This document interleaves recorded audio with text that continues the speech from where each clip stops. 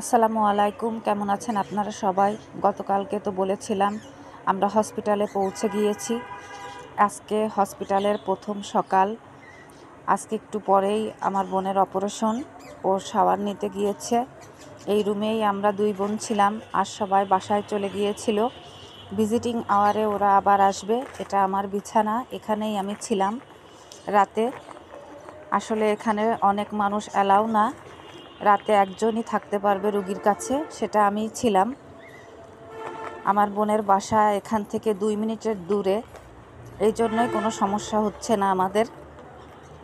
আর এটা হচ্ছে হসপিটালের ওয়াশরুম। এখানে বেসিং, শাওয়ার নেওয়ার জায়গাটা আলাদা। এই সাইডে পানিটা বাইরে আসবে না এখান থেকে। বেশ ভালোই আছি আমরা দুইজনে।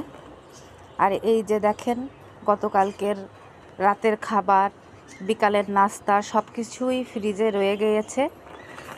আসলে এখানে রুগীর খাবার এবং রুগীর সঙ্গে যে থাকে তার খাবারটা এখান থেকে দিয়ে দেওয়া হয়।